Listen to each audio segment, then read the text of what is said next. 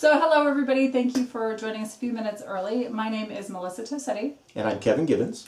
And we are with The Savvy Life, and we have started our show just a few minutes early to get people a chance to log in, to, get through all the bugs with technology that we just spent the last 20 minutes going through. We just upgraded our operating system and things are just a little bit different.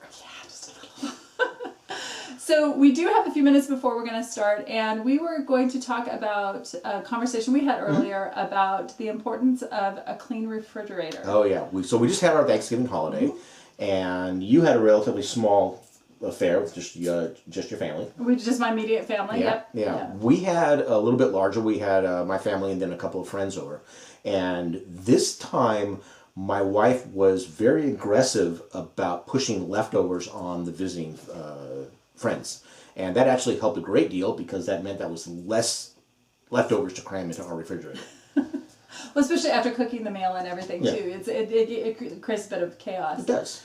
So one of the things that we've found over the years is that when your refrigerator is cluttered, things are not organized per se, it can be very challenging to know on any given day what you have available. And there's a lot of intention behind, especially a meal like Thanksgiving. It's such a tragedy to have those items wasted. Oh yeah. Right? And so that's key number one. Well, the other fact of the matter is that it is now a week out from Thanksgiving. And so if you still have leftovers in your refrigerator, for God's sakes, clean them out. Get rid of it. Get rid of it. They're past their life. No matter how good it was, how tasty it was, they're done. Yeah, so that is your immediate directive for the day, is to get rid of that stuff so that as the rest of the holidays are starting to unfold, that you've got room in your refrigerator for the new good stuff coming in, and also just for your day-to-day leftovers. Because what happens when you go shopping for your next meal, you take all the stuff that's in the refrigerator and you push it towards the back. Yeah. And then you forget about it, and then New Year's comes around and there's something in the back that's been there since November, and that really is not good. So really, this is the time. It's been a week after. Clean your refrigerator out, set whatever didn't get eaten, set it free, and get yourself in good position for December and the holidays, New Year's, everything else is coming up. Yep, agreed. Yeah.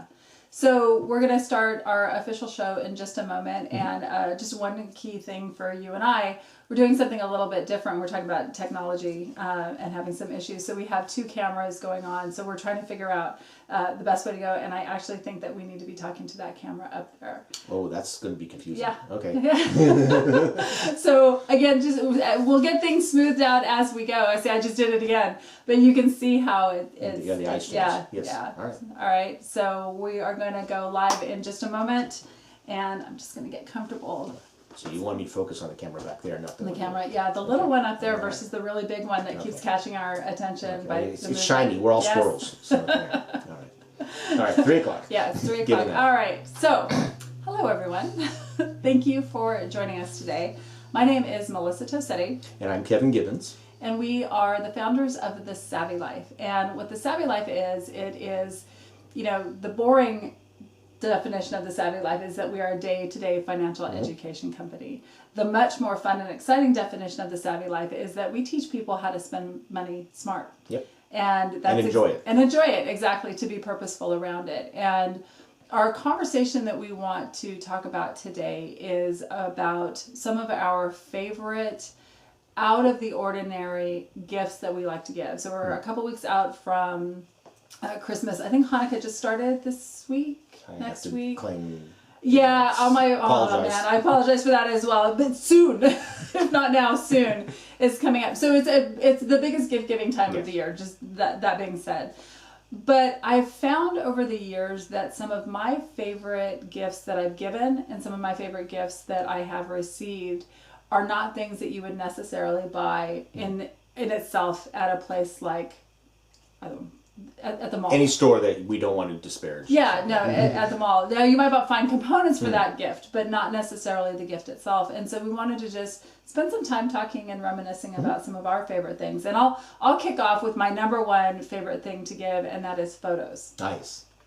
So there's a couple reasons why I like that gift in particular. One is because it is a moment. Yes. It is a memory, and it is absolutely unique.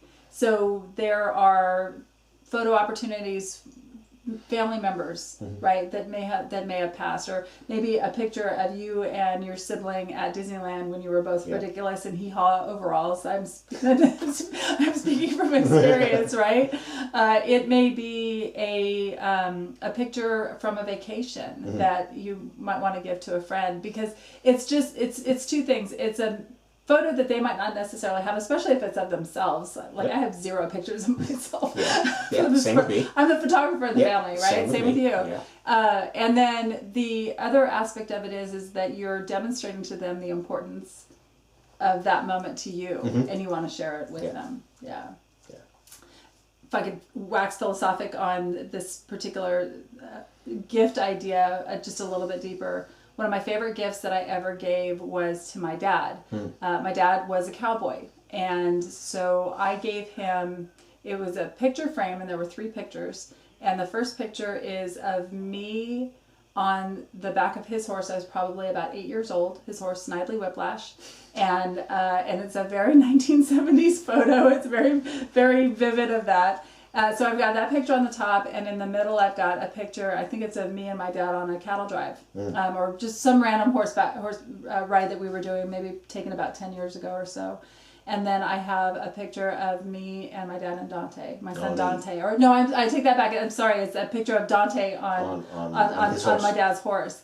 And so it shows the generations, the love of horses and the generations. And my dad passed last year, and my stepmother was so very generous in giving me that photo. And it's just cherished, right? Yeah. It's just absolutely cherished. So, yeah, that's your turn. I will go on 2 aspects. One, I really like giving experiences because there's no paperwork and you don't have to worry about what to do with it afterwards. One of the things that we've done for many years is friends get together, and instead of giving gifts, we'll go rent a cabin somewhere and go spend a weekend with everybody, and that's our gift to each other. That makes things a lot less stressful because we're not trying to find the perfect gift for X number of people. 20 people. It's now 20 people. It's now 20 people. And not to mention the fact is that, so let's figure that we go lowball and I decide to only spend $100 on each person. That's $2,000 I'm laying out. And to be honest, with my friends, $100 is not going to cut it. Just because their tastes and just the way we do things. So it's expensive. So giving experiences, thank you. Giving experiences really is rewarding, and it simplifies things and it reduces a lot of stress. The other thing is, if the recipient is so inclined and has the space to accommodate it, giving personally created artwork is nice. All right. I recently, about a year and a half ago, I bought a welder. I've been teaching myself how to weld and having a lot of fun with that. And so I actually made a couple of small things that I welded and gave them as gifts to some people. And that's kind of cool because it's like, look here, I actually made this for you. Having said that, you really need to make sure that this is something that people are interested in and will want to keep, and not just saddle them with a bunch of trinkets that they don't need. So you gotta be careful on that. Yeah, so that's an excellent point, because I didn't even think about that, and I'm embarrassed that I haven't talked about this. So my husband's an artist, we talk about him a lot, and my home is filled with gifts that he has created for me over the years. And again, absolutely oh, wonderful cherished. stuff. Yeah. Oh, yeah. I couldn't do that for other people, but one of the things that I can do is bake. And so a lot of friends that I know that are not, baking is witchcraft and magic to them, I will figure out what their favorite treat is, and I'll go ahead and make that. I want to go back to something that you said, though, about the experiences thing, because I feel like that is a much bigger idea. And the reason I say that is because it was Kevin and I that were the impetus of that. Instead of giving gifts, the friends are going to get together. This has been 20 years since we started that tradition, and we've done it every year except for, I think, for 2 years.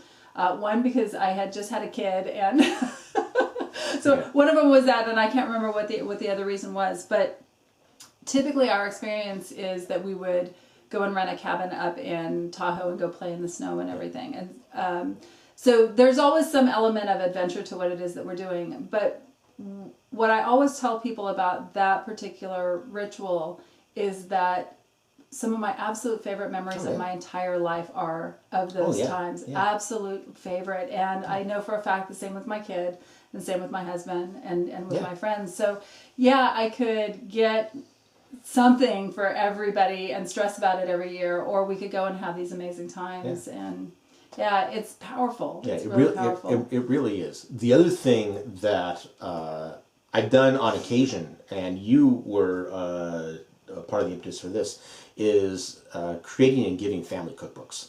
That just is a really wonderful opportunity, because if your family is the people in the family that are interested in cooking, you don't want to see those recipes. Put it crassly, you don't want to see those recipes die out. If it's something that your mother or grandmother or great grandmother was known for, you want to make sure that you capture that and learn how to make it so that can get passed on and be captured and shared throughout the generations. And that's just a really warm gift. Every time you grab that book and you make a recipe that your sister gave you or that your mother gave you, those are cherished memories. Yeah, it's memories. And they don't take up a lot of space. Now, again, I want to comment, the nice thing about giving food as a Christmas gift, and I used to do that in the neighborhood. I'd make cookies and fudge and things like that and hand it out. When you're done, there's nothing to... Just look at the plate. Exactly. You don't need to worry about where am I going to put this and how do I declutter. Yeah. I heard somebody speak, or I was actually on a panel a long time ago, and I heard somebody speak, and she said that I don't want to give somebody something that will potentially become a burden. Exactly. And that has always stuck with me. Exactly. And it created some paralysis for a while around gift giving, though, because there's a lot of pressure around that. So how do you give something to somebody that is just so memorable that they're going to want to keep it? Well, then that's still a level. Yeah. Bless my grandmother's heart. There's a funny story I wrote about on the Savvy Life about when my grandmother was a little bit more infirmed, and my mom was taking care of her, and they were doing some cleaning up of the house, and they were cleaning out this one particular closet. Mm-hmm. And in that closet was brand new sheets that people had given her 10 years prior. A beautiful robe that, like, warm and comfy, that still had the tags on it. Just all this stuff that she felt was precious but didn't want to use. Or stuff that was not as precious, but because of my grandmother and her personality, she did not want it. She kept it. The funniest thing about it was that my mom found a box of See's candy, and she came out and she told my stepfather, oh, well, Gary, you're going to be very excited. I found a box of candy. He's like, oh, and just like ready to dive in. She's like, yeah, from 1977. Maybe it wasn't quite that old, but it was almost 15, 16 years old. Yeah. So. Yeah. And this goes on to something in both giving and receiving gifts that is really, we can't stress enough. Part of the aspect of living a savvy life is using what you have. Yeah. So if you receive a nice tablecloth, a nice set of dishes, a nice set of towels or sheets or something, please don't put them away to save for a special occasion. Use them. They were given to you to use. And there's nothing worse. When my mom passed away, we kind of did the same thing. Found some beautiful Irish linen that was stained and aged yellow because it sat in the package for 50 years. Yeah.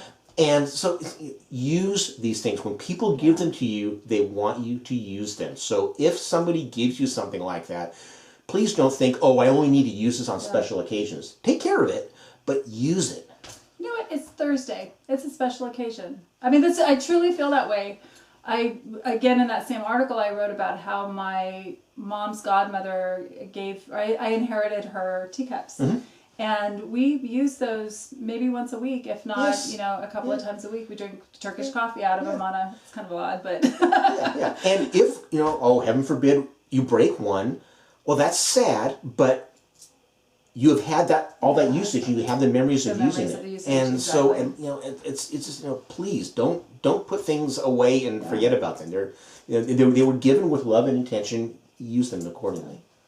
Another gift that I really love to give is something related to gardening. So if I know of folks that they love to cook, what I'll do is I'll put together just a little herb. Nice. Gathering for them. If I know people that just bought a house, I'll get them a tree. Yeah. Depending on their how much room they have, and if it's something that they actually really enjoy. Yeah. But again, it's a memory. It's something that there might be some use out of. So I gave one of our friends, who you can probably identify. I gave one of our friends a coffee plant, a coffee tree. But who is that? I'll tell you later. Okay. Interesting. Yeah, because this person really loves coffee, and I knew that it would I know what you're talking about. it would take many years before it could actually bear fruit and be useful, and you wouldn't get enough out of it to really do anything with, but which is kind of a nice idea. You comment giving people books. Again, I think that you hit the nail on the head, the person that we're looking at here.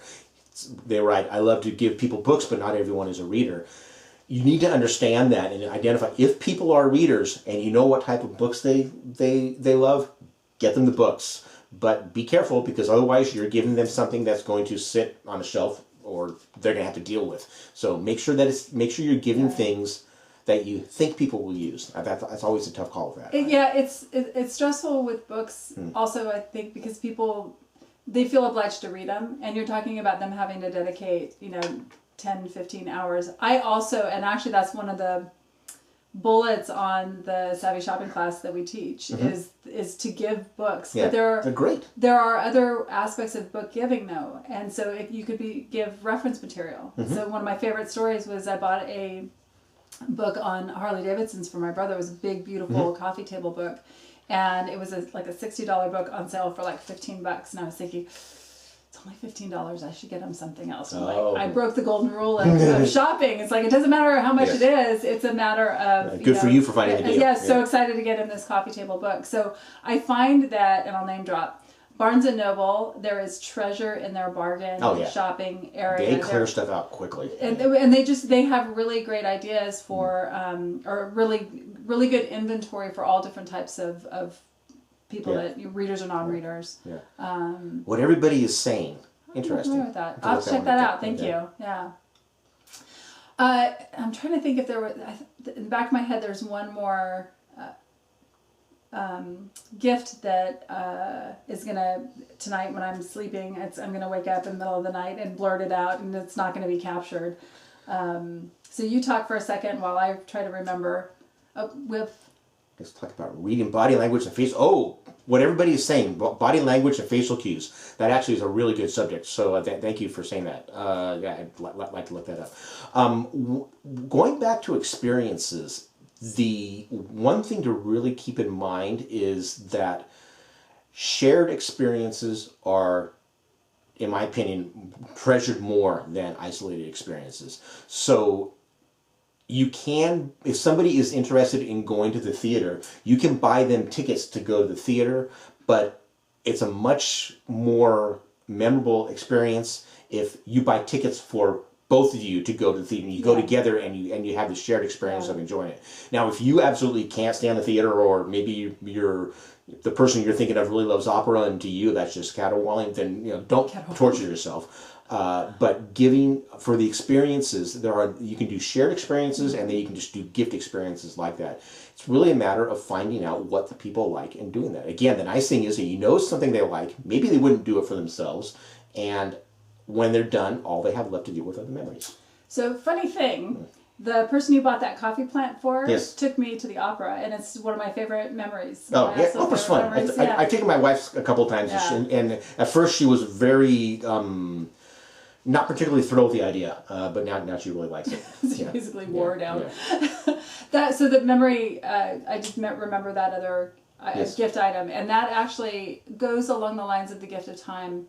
My friend Joel, he lives in New Mexico, and for many, many years, up until last year, he lived next door to a woman who's widowed. And he and his family every year would put up her tree, and they put all the outdoor decorations up. Otherwise, she wouldn't have had the same Christmas. Yeah, that's a big gift to give. Big gift, and then they go and they take it all down. Well, they've moved, and they're still doing it for her. They go back to it. That's nice. So that's the whole idea of out-of-the-box gift ideas, is that they're out of the box. I didn't want to ignore the viewer had a comment that last time they went and actually took friends to a concert for their own birthday. And so it's kind of like, okay, for my birthday, your gift to me is, I will pay for it. You're coming so I can, so we can enjoy that. So it's that same idea of just, again, sharing the experiences and the love there. Exactly. You want your friend there for the experience, and that really is the key. Yeah. Our friend Erica just did that with her family for a vacation in Hawaii. Yeah. Very nice. Yeah.